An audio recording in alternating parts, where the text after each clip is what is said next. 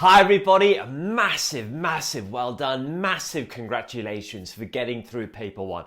That's the hard one out the way. Micro, very technical, quite complex. The essays that you're often asked are quite tricky to write. That one is now out the way, and hopefully you've absolutely smashed it. You're feeling great, you're feeling ready to go. I've received so many messages of students saying exactly that, in which case we need to replicate exactly the same performance for paper two. But hey, even if paper one hasn't quite gone to plan, a few of you have said, oh, I feel I could have done a lot better. I feel I've left a lot of stuff in the locker. Don't worry about it. There is so much time for you to use now before paper two to rectify those areas. A lot to work towards, whereby you can still score incredibly well in paper two and then later in paper three. And that's exactly what this video is going to help you with. How to use this time before paper two most effectively so that you can ace that paper, but also how we can learn from paper one, whereby if it went great, we can do exactly the same in paper two, but even if it didn't quite go to plan, we can rectify and improve to make sure paper two goes a lot better.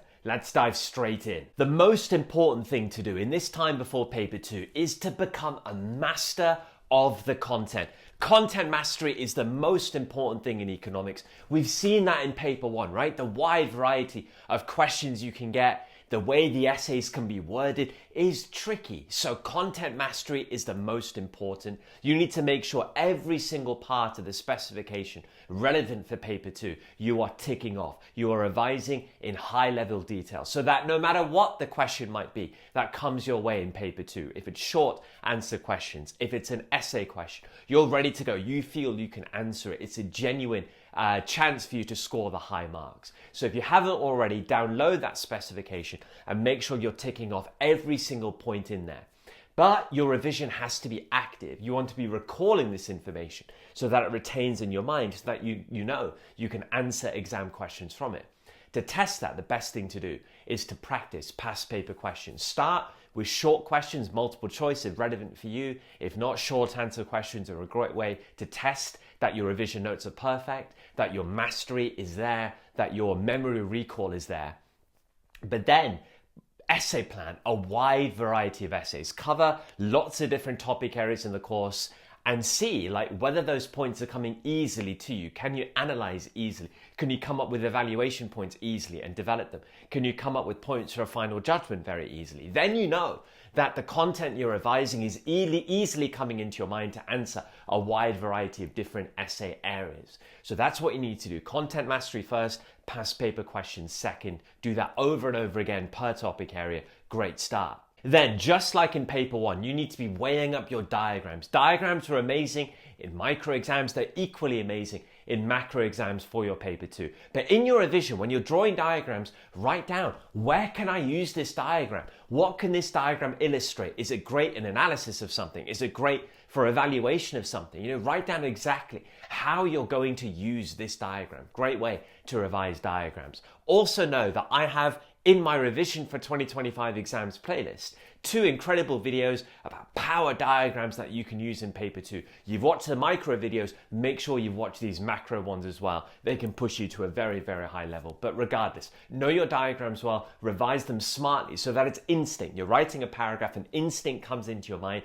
that yes, there is this great diagram that I can use to back up what I'm saying. Diagrams, fundamental. And then videos on the channel you have to be watching. For content, it's my year 1 macro playlist, my year 2 macro playlist, but also I've got playlists for development economics and financial markets. Watching the videos in there will ensure your content's at a really, really good place. But also the macro related videos in my revision for 2025 exams playlist are an absolute gold dust for you guys. There are many uploaded already for you to watch, but also there are loads more coming, drip fed over the next few days, to make sure that you guys are at the highest level you can be in your revision to smash paper 2. When they are uploaded, make sure you are watching them straight away. Subscribe to the channel so that you're notified when these videos are uploaded, but watch them all that are going to be uploaded and that are already uploaded in that revision for 2025 exams playlist. Now let's dissect paper 1 in minute detail and make sure that if things went really well for you in paper 1, you can do exactly the same for paper 2, but whereby even if paper 1 didn't go to plan, you can dissect in high detail, realize what areas you need to work on, and then you can put into place plans, remedies, strategies to make sure it goes a lot better in paper 2. 2. I'm going to give you 8 categories here for you to really think hard about, to self-assess yourself, to be honest with yourself about paper 1, to see how well you did in paper 1 and areas to improve potentially for paper 2. Here we go. The first one is content. Really think hard about how good your content was for paper 1 and whether that's something you need to work on for paper 2. I kept banging on, didn't I, beforehand, about the importance of content for paper 1. I've done it again in this video, stressing that that is the most important thing to do great in paper 2. So think, did content come to you easily in paper 1? 2 ways to check this. First of all, for all the questions you answered, whether short answer questions or big essay questions, did content come really easily for you to answer those questions? If yes, great. It means your content was good.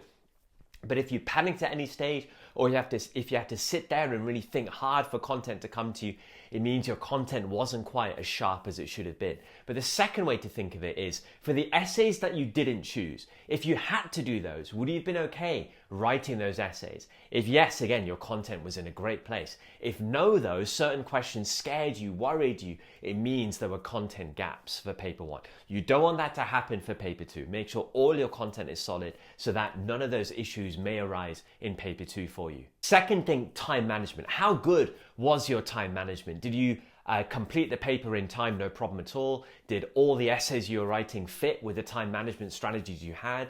To make sure that your time management was good, were the strategies you had working well for you? Really think carefully about this. I've received a lot of messages from students saying, oh, my time management could have been better. It kind of went out the window. The pressure of the exam hall was tough. Yeah, these are all things you need to be ready for. So if time management went well, just repeat again for paper 2. But if not, really think hard about what your strategies are for time management. Changes need to be made. Think about it hard, make those changes, make sure it works this time for paper 2. What about your question choice? Did you choose the right essays when you had choices? Did you choose the right context if that was relevant to you? How do you know your choice was well? Well, could you write in detail? That's always the way to choose context or essays. If you're able to write in detail consistently throughout essays that you chose, you pick well. Whereas if you chose questions and you kind of ran out of steam or you couldn't write in detail, a bit of an issue, something to think about for paper 2. Then your exam technique and essay structures. Hopefully all of that would have worked well for you in paper 1 because you would have been practicing a wide variety of essays prior, planning lots of essays prior to paper 1. But within exam conditions, with all that pressure on you and time management issues, were you able to still follow the same techniques that you were using prior? Were those techniques working to ensure you were writing depth of analysis and depth of evaluation, but also were your essay structures working? Hopefully that was all fine. If not, you need to remedy that for paper 2. Link to that your depth of writing, because remember, it's depth of analysis and depth of evaluation that's going to score you the highest marks in this subject. So here you need to be very, very honest with yourself. Self-assess yourself. Were you writing depth paragraphs in both analysis and evaluation? Or, be honest, were you coming out with points relatively easily, but actually those points weren't being developed properly? Were you overwriting within paragraphs? Are you writing too many points in a paragraph instead of taking one and developing it in full detail? That's a huge area for you to be honest with, to think very carefully about. If you were skimping a bit, or if you weren't developing these paragraphs in full detail, make sure that doesn't happen again in paper 2. Next, diagrams. We know how important diagrams are. Yes, to bolster your analysis, to bolster your evaluation. They're incredible tools, aren't they, in your arsenal, in your toolkit. So now go back to paper 1 and think, did you miss any opportunities to draw diagrams? Or were you using diagrams in all places to illustrate your analysis, to illustrate your evaluation? But if you were drawing diagrams, were you drawing them big? Were they accurate? Were they fully labeled? Were they integrated within your paragraphs? Were they referred to? Shifts of curves, action on the axis? Were you explaining all the key things taking place on the diagram? We know how important diagrams are. Hopefully you smashed it in paper 1. If not, make sure we're revising them smartly for paper 2 so that you can use them very easily and very perfectly in paper 2 this time. What about your use of real-world examples or the extracts? For extract-related questions, if there were essays linked to extracts, were you letting the extracts drive the points you were going to write about in your essay? If it was shorter answer questions, were you using the application given to you? If not, you need to be doing that really, really smart for paper 2.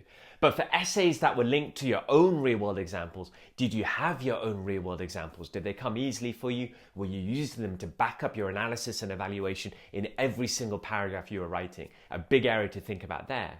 And lastly, what about that final judgment paragraph in your long essay question? Did you have enough time to write that paragraph well?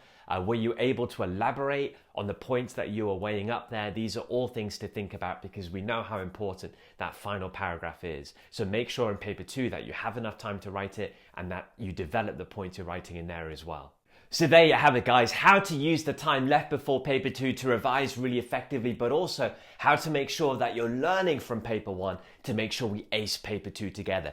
Be motivated, be excited. Paper 2 is a great opportunity for you, a brilliant exam for you to bolster and to secure that top grade. That's what we're working towards. So thank you so much for watching this video.